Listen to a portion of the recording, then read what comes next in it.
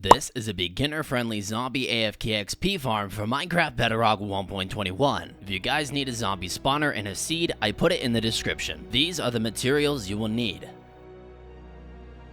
Alright, you awesome lads, let's go ahead and build this easy AFK zombie spawner. And if you're wondering, is this the same as the skeleton farm? But no, this video is a little bit different, and you'll see that right off the bat. Alright guys, let's go ahead and begin. You want to break those nasty chests? We don't need them. And just find a place to throw them. Like, it don't matter. I mean, there's no Minecraft lawyers, right? Is littering illegal? Make sure you keep the chests that you mine. You obviously don't want to get rid of them. You want to place torches around your spawner. That way mobs don't spawn. Or you could just place like a torch here. But it's just best if you place it on the spawner. If we stand on top of the spawner, we want to mine 4 blocks out in front of it. So that's 1, 2. Naturally, we want to make it 4. We basically want to do this in each direction. That's 1, 2, 3, 4. 1, 2, 3, 4. And 1, 2, 3, 4. All right, guys. So I just did one side, but here is an example of what it will look like.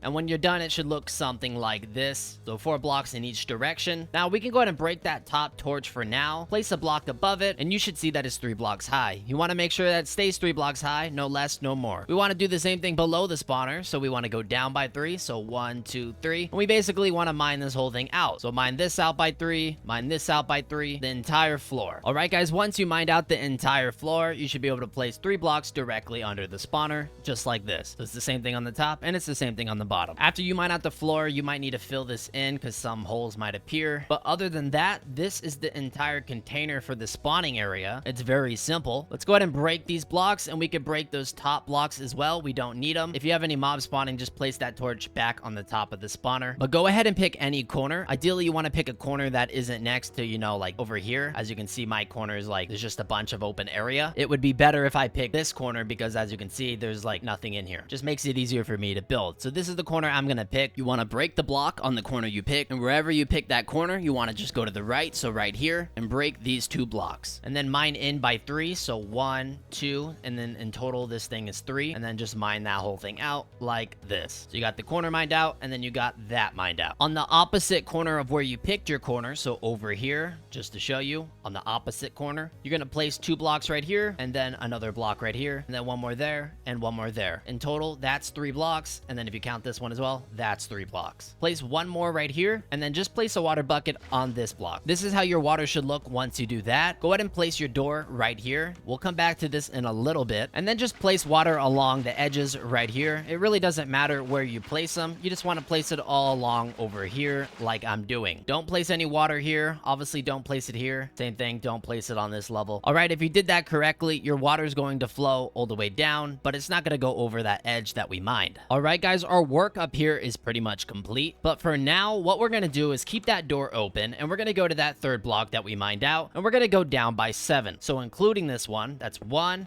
that's 2, 3, 4, 5, 6, and 7. Now, it's important you understood where your orientation was. We are going to go down in the hole and look to our left and mine where you can see those red blocks. This way to the left. So as you can see, that's the door. I'm facing this way, meaning I'm going to turn to the left. So one more time. You're going to break these 2 blocks. So 1, 2. So now this should be 2 blocks long. And then you want to break these 2 blocks. 1, 2. So now this is 3 blocks long. You can break the 2 above it, and then one more time the 2 above it. So this whole thing should be 4 blocks long. Now we can turn around and place our ladders back up to the top, giving us an access point from the bottom back up to our container. And now you should be able to get in here and come back down without an issue.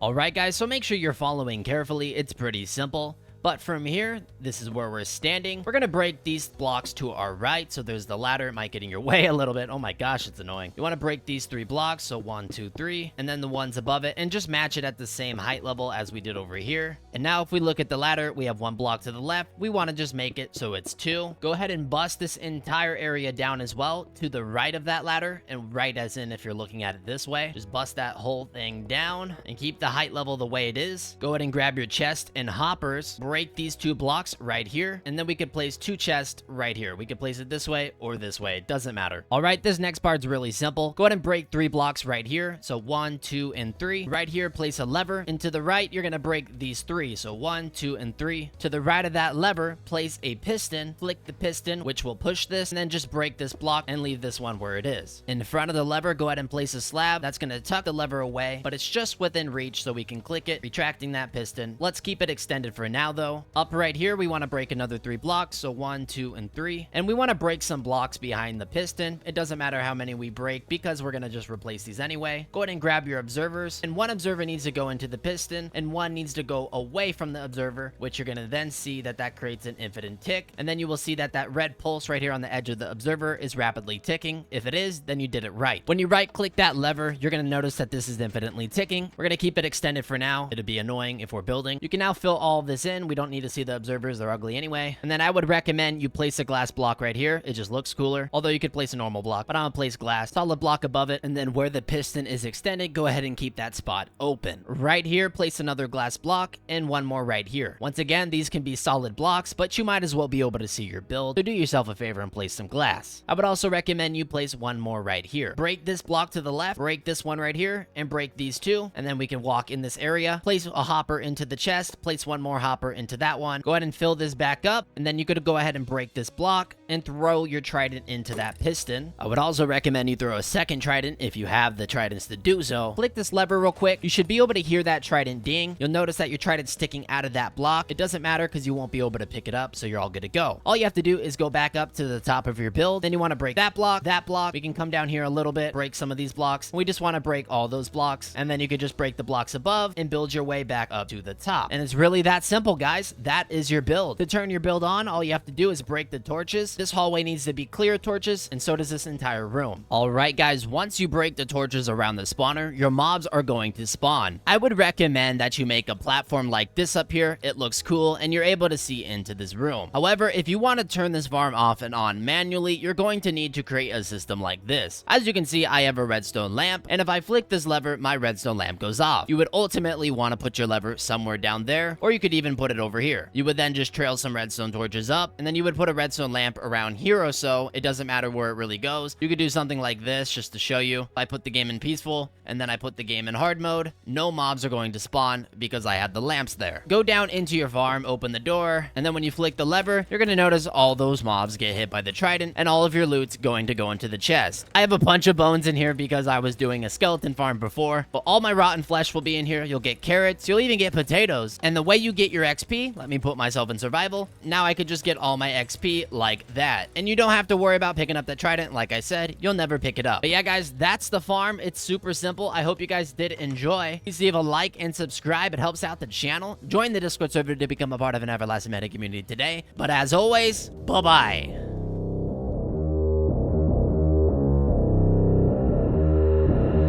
I don't listen to the haters, man, I treat them like the enemy. Had a couple traitors, man, but now they know the